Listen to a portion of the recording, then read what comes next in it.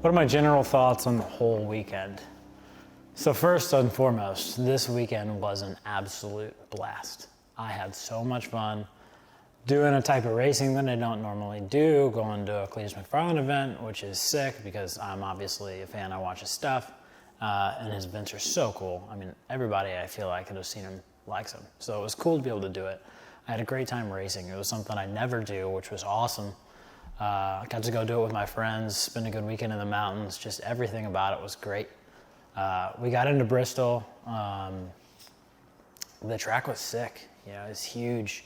And then you go in and it just looks even bigger, and you're down in this bowl and you see all of the grandstands all around you, and you just feel like, I don't even know how to explain it. You just feel like all eyes are on you, even though nobody's in the stands. It's just insane. You feel like you don't belong there. It's like some serious NASCAR stuff, and like I never thought I'd be in that position, so it was just really cool. Everything got loaded in, and then we got invited to a drag race, which was rad, and then we went there, did all the driver tech and the drivers meeting and everything was pretty well organized, which caught me by surprise. And I understand that those guys they own a racetrack, they run a lot of events and done all this, but I don't know, I've been to some pretty organized places that are pretty disorganized when it all comes down to it. But everything was pretty set, everything was on schedule. If they said it was a time, it happened, which was wild to me. But I mean, everything came out great, and yeah, I mean, the whole weekend was just insane and awesome. It was mayhem, and I loved it. Will do again.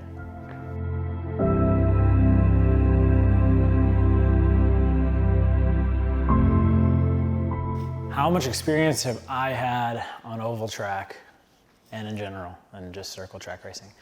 None. I have nothing. I've never been on an oval track. I've never been on a dirt track.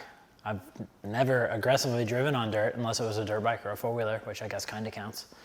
But again, nothing on a bank. I've driven a delivery Ranger for O'Reilly's, but I've never, ripped on one. So this is all new to me, I mean, even building the truck, this was all new to me. Everything was different. But it was an experience. We went out and we were natural right away, which was awesome. It was super cool.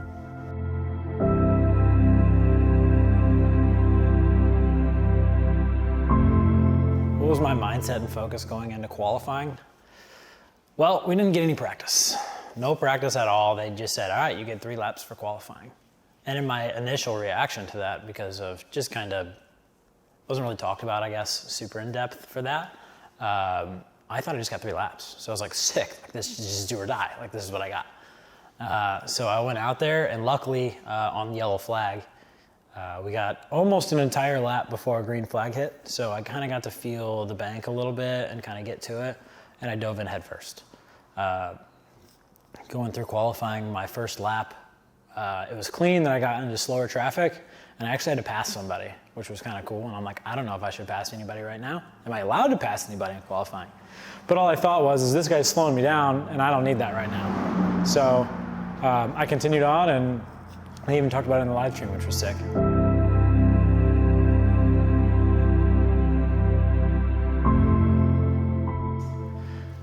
What were my thoughts when I saw a driver roll over in qualifying my first lap? So ironically, I didn't see it. I red flagged right next to him, like right next to him. But with the window net and my driver window, and then the A-pillar and the cage and everything, and I was going around a bank just watching where I was driving. I didn't even notice, but they red flagged us, and I was like, oh, well, something bad happened. But he was way down on the bank beside me, like in the wall, sideways, white truck, white wall, didn't even notice. Until I saw the safety truck come out and go that way and stop. And I finally bit my mirror out to look over. I was like, oh shit. Well, that didn't take long. I was glad it wasn't me, I guess. I mean, hope the guy's all right. But yeah, I won't really say it set me back because I'm pretty confident in my driving. It didn't really make me nervous or anything because I know that there's a lot of guys out there that said they've never really done this before. So I just assumed that it was probably one of those guys.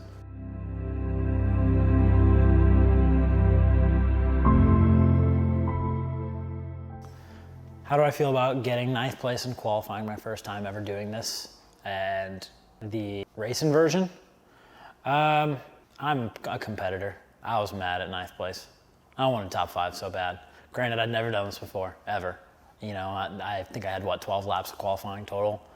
And some of these guys have had hundreds of laps in these Rangers on these circle tracks. Granted, it wasn't dirt, and that's all different, but I wanted to be the best. You know, that's just now what competitors are. But in hindsight, once the boys talked me down, you know, like, I did feel good about ninth place. Like, some of the people that I'd beat have been doing this for a long time and do have some experience, and some of these trucks were modified and ours wasn't, and we were able to pull ninth place out over some of these trucks that had stuff done to them, and ours had nothing. It has a wrap. That's it. But when it came to the inversion, I was like, dang, I knew that was gonna happen. I knew we were gonna get pushed to the back. We started 23rd place, but then immediately clicked in my head, I just get to pass more people.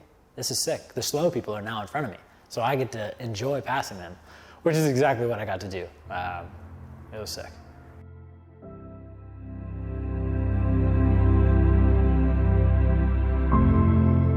What I think about on the warm-up laps right before the race was starting, with Cleetus trying to jump ahead, messing around with the pace car, pit maneuver room and stuff.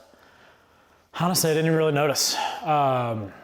I was far enough back that pretty much going around curves, all I could see was my A-pillar and the car in front of me, and I was just focused on trying to stay bunched up because they were really coming over the receiver in our ears telling us to get bunched up, you know, get going. And I was just trying to focus on my race and make sure that I kind of had a game plan in my head on what I was going to do.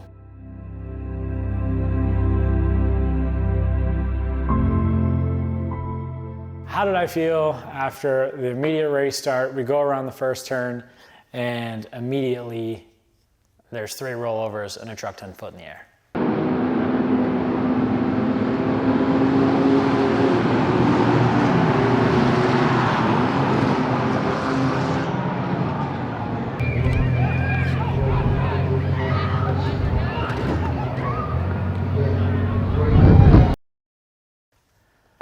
Man, what a wild ride. Immediately, as soon as green light happened, these trucks just fanned out. 5 wide, 6 wide, I can't remember. I just knew, my first thought that went through my head was, dear God, back up, because this is never going to end well. You've got 5 amateur drivers that, or well, I should say, a group of amateur drivers that just went 5 wide for like 4 rows of trucks deep. This is never, ever going to end well. I would have bet every dollar in my bank account, which isn't that much, by the way, that we wouldn't have made it through the turn. And much to my disbelief, we made it through the turn, but it wasn't a half a second later that a truck went out of control, went across, and what was it, 4 trucks rolled over immediately, and then there was a fire right after. I think it took 7 trucks out of the race. Immediately, boom, lap 1, red flag. I get stopped right in the middle of it, mayhem all around me, safety trucks all around me. It was wild. And you know, my mom and dad were worried. My girlfriend was worried. Everybody was just like, man, is this race dangerous? I'm like, oh yeah, there was a rollover in the last one, and this one's on dirt. And everybody was watching this live stream at home. They're hoping that I'm not in it. I'm sure that they might have known because they might have seen me back there, but it was just insane. It was wild. I mean, as soon as that happened, I am not joking, the entire stadium was silent. Dead silence. Just like, are these people alive? It was that bad. I mean, a truck got pummeled and drove over like it was a hill. It was nuts, absolutely nuts.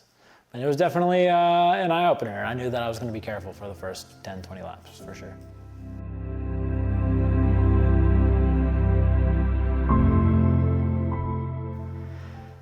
Okay, so as more red flags happened, how did I feel? How did I react? Did it make me feel better or worse to not be one of those guys and hope that I wouldn't be one of those guys? You know, the more red flags that happened, the more I realized that I'm not a part of these red flags and they're not my problem. And nor have I had even been in a close call to cause a red flag. I was pretty confident. And not only that, the more rollovers and red flags that happened, the more I realized the rollovers were gonna soon come to an end, because all of the people that are gonna roll over are probably out at this point, unless it's just a freak accident. But I felt pretty confident, you know, I felt confident in my driving. I was driving well, and you know, I was never into any sketchy situations or risky situations. So I just kept driving and kept doing my thing, and I was confident, and every red flag, I jumped like 3 spaces or 2 spaces. One of them, I think I gained like 5 spaces. It was great. So like, it bumped confidence in my head because every time they, reset the cars, it was in favor of me, except for one time I passed 3 guys, and then it goes off of the reset of the last completed lap. And even though I passed 3 guys, I had to go back behind them again. So that kind of sucked, but it was very confidence instilling, honestly. It was kind of the reaction opposite of what most people would have, but it's definitely confidence instilling.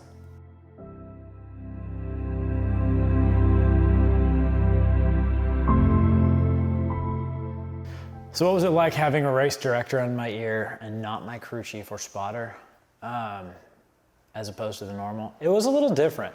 So we were going to bring my comms, I forgot them. And then I was going to buy a receiver that would allow, it was a 2 audio in. With the same headset, so I could hear my spotter and the receiver through the same headset. Well, I bought the wrong one, and I didn't get that one. So we tried AirPods, it didn't work. So we just ended up deeming I was just gonna run some receivers and just listen to the competition director, or the race director rather. And I was just gonna wing it, I was like, well, what can you really do? I mean, all they can do is tell me that there's someone behind me, and I've got pretty good spatial awareness when it comes to racing. So I set my mirrors pretty well to where I knew where people were at pretty much all the time. But it was pretty interesting. You constantly had someone in your ear telling you anytime there's a yellow flag, red flag, setting your order, telling you to be careful, quit being idiots, like you name it, everything. It was kind of cool, honestly. I've never experienced that. I know it's kind of like a norm for circle track, maybe even other types of racing, I don't know. But it was cool. I felt informed and I felt safe because of it. I never felt like I was gonna run into a red flag situation or a rollover situation, because he would just holler out red flag stop on track and everybody would find a safe spot to stop. So it was different, but it was very cool. I liked it.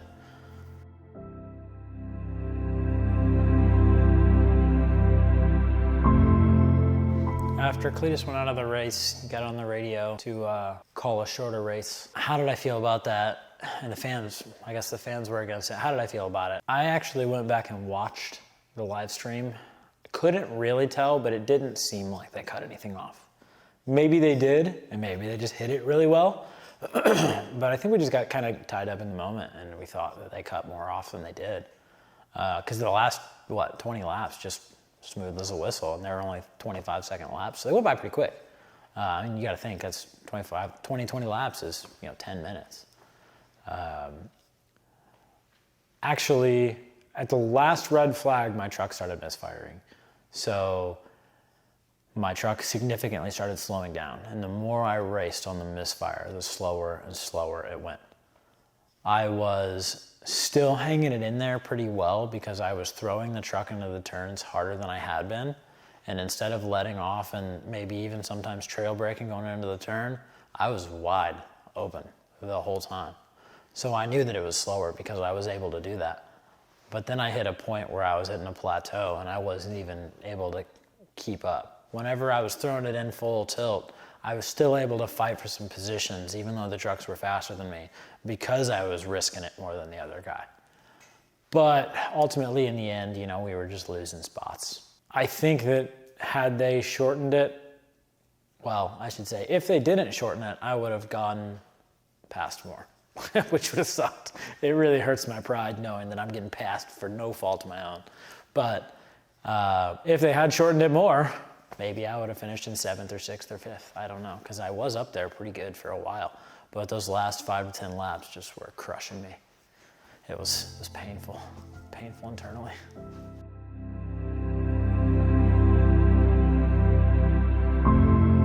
There were a lot of tires, sizes, compounds, tread patterns, everything. Was I happy with my choice? What was I running? And would I do it any differently? There were a lot of different tire sizes. You saw drift tires out there, Falcons, Kendas, you name it, Nittos, they were all out there. You saw, circle track tires, dirt tires that were against the rules that people were still running because they're famous YouTubers. You saw a lot of different stuff. You saw some stock style tires, and I had more of like a hot rod style tire. It was a Cooper Cobra, which is like you see it on like almost every Chevy Nova or Monte Carlo on the planet. And it had a very similar tread pattern to what a lot of the dirt track tires you see out there. It was a deep tread, and it was about as soft as I could get without going to a race tire. But the race tires, all you could get was in low profile. And I didn't want low profile. I thought that I was gonna be at a disadvantage because it's a big track. I thought, okay, bigger tire, bigger top speed. We didn't come close to top speed, so it really didn't matter. But I felt like I had pretty good grip out there. I'm not particularly upset with my choice. I think I made a good call with my knowledge base. There were some guys performing better than me out there. Someone, like one guy said he was on Falcon like 617Ks or 615Ks, whatever they are. He said, and we had a good battle at the end. He said he did not push at all. When my tires got hot towards the end of the race, that front right was pushing. And as a matter of fact, I pushed right into the dude.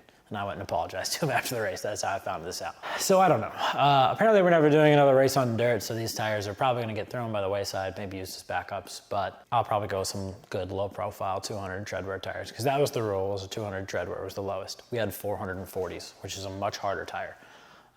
Granted, the wear is a lot better on them, but they were taller, which gave them the ability to roll over more, which isn't good for blowouts. Luckily, we were on dirt, so the wear was hardly anything. They're still brand new. But for the next one, I think we're gonna go to asphalt, so we'll probably change to a softer compound tire and just take it easy.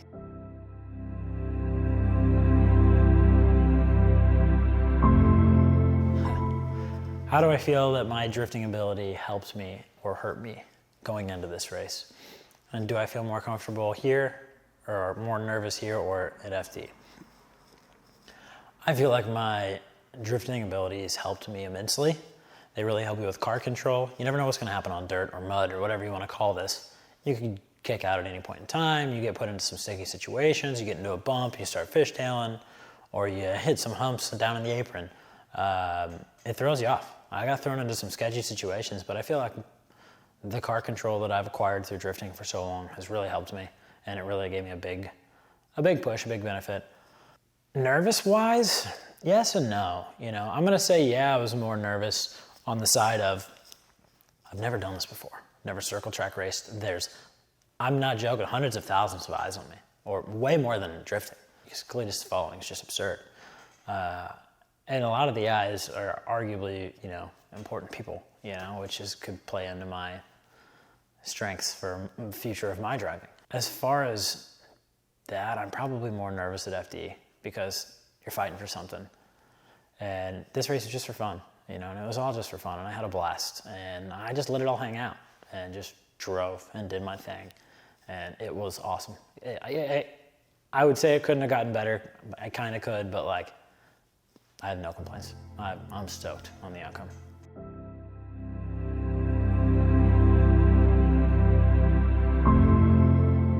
What did I feel like I learned the most from? Was it qualifying, race, whatever? That's a tough one. You know, I did learn a lot really quickly in qualifying because I didn't have a choice. You know, like I said, I thought I had 3 laps. Granted, I got way more. So I forced myself to push my limits real quickly. I did some driving on the sim to try to find a proper line of what I thought was gonna go well. I learned a lot there, but you know, there's a certain level of racecraft that helps a lot. And when I say racecraft, it's like your ability to make moves that help you succeed in racing.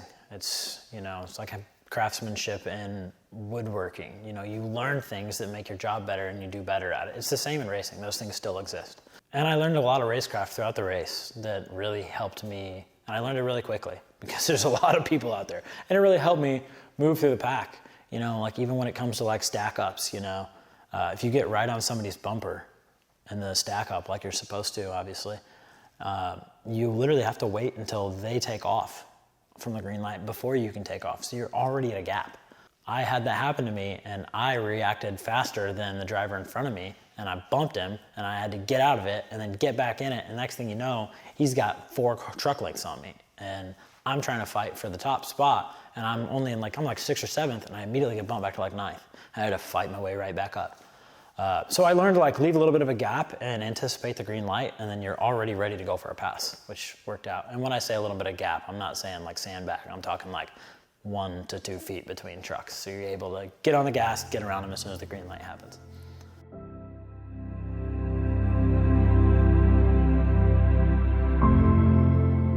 How do I feel that the guy who won the race was a NASCAR truck driver? And do I feel like it was unfair? Or do I feel even because I'm also a professional race car driver? Different types of racing. So he is better than me at circle track racing, and I'm probably better than him at drifting. So was I at a disadvantage? Yes. That doesn't bother me.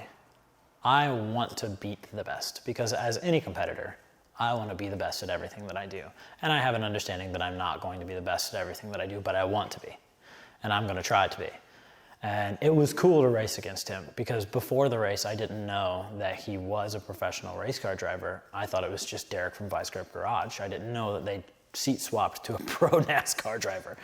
But I went lap for lap with that guy. We passed each other a couple of times. And now looking back, that's freaking dope. I passed a NASCAR driver. Granted, we were in Ford Rangers, but his was way more modified than mine was. His was not stock, it was lowered, which was against the rules. It was clearly tuned. He was so much faster on the straight line speeds than I was. But I was able to take some lines and make some moves and, you know, out-finesse him in a couple of positions. Granted, there's a lot that goes into that, but it makes you feel good in hindsight.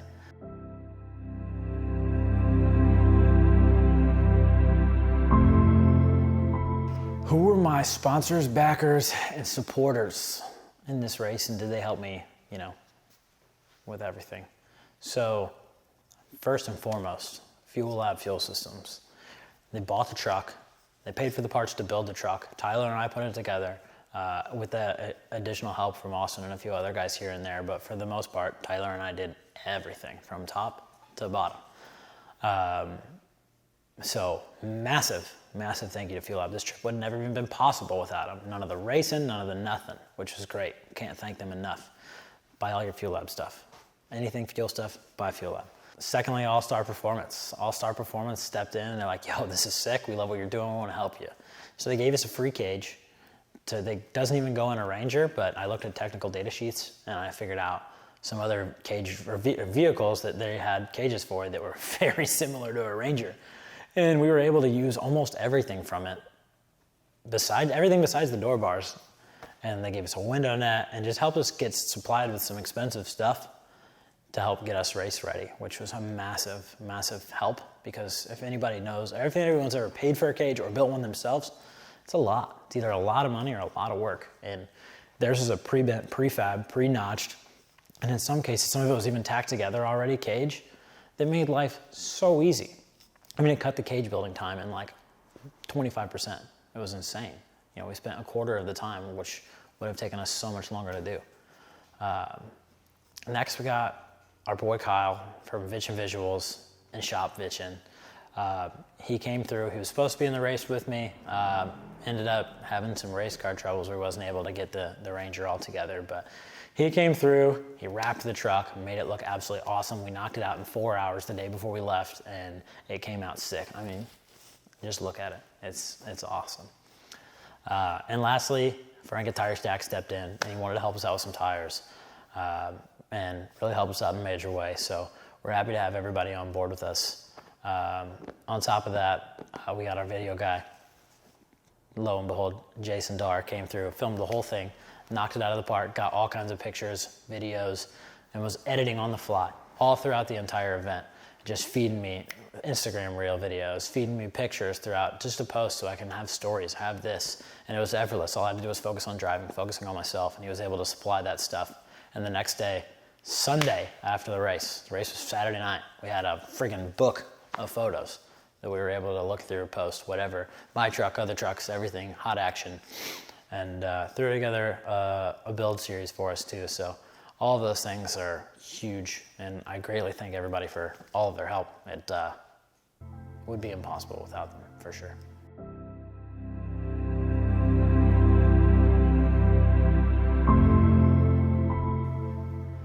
So I built this car at the same time as I'd been building my Formula Drift car on the in-between, and I raced in the time that I was supposed to be working on my Formula Drift car. Did that hinder me, help me get amped? Did it slow me down? A little bit of everything. Tyler and I have been busting our butts on my race car, and then we decided to do this Ranger race, and we were jazzed. And then when it came down to it, we're like, oh my God, we have no time to do either of these things. So In a month's time, we busted together a whole race Ford Ranger, caged, outfitted with, and we had to make new steering brackets. We had to make seat brackets. We had to do all kinds of stuff, like maintenance-wise, because the truck was old. It's been sitting for 10 years. We had to put a fuel pump in it 3 times before we got it right, because stuff was just wrong with the car.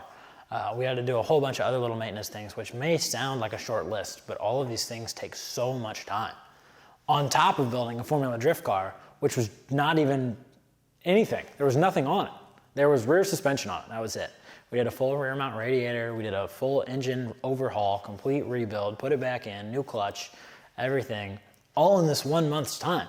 We got all the kit to Vich'n Visuals, he wrapped it, we brought it all back here, and before we left, we literally picked the truck up from the wrap shop, put all the body panels on the car, brought it to Vich'n Visuals the same day, and it was just a lot. But on the other side, this race was a great getaway. It was a nice vacation, it was a good reset. On top of the stress, I've been getting 5 to 6 hours of sleep every night. I go to work from 8 to 5. I'm here from 5:30 to 10 to 1 a.m., 2 a.m., just depends on the day. Every day.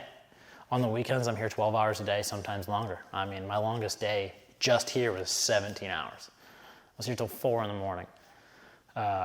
So it's been a lot. So just being able to go to that race, have fun with my friends, have a couple of beers, and just relax for a minute, get a good reset and have some fun it was good. I think it sets us up on a good track. The car is at the wrap shop right now, getting a livery put on it. So we're gonna get it back and finish it out and go catch a podium.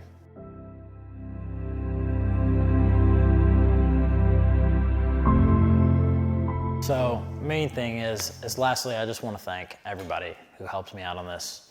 I want to thank my dad for helping me out. I want to thank Austin, Tyler, Jason for coming with me on this trip, slave working, cleaning the truck up, fixing the truck up, filming stuff.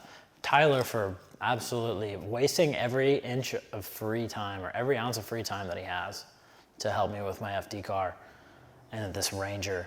Dude could have been doing whatever he wanted, but he was helping me, so beyond thankful for him for that. My dad for coming down and helping any chance he got, bringing us stuff, going on parts runs, anything he can do. And of course, my girlfriend for putting up with my shit because I've been here every day. Shout out to all those guys, couldn't do it without them, and I could not express my appreciation enough, that's for sure.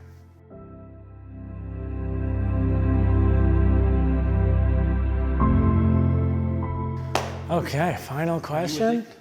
Final question. Am I gonna do another Cleetus McFarland race, Danger Ranger, what have you?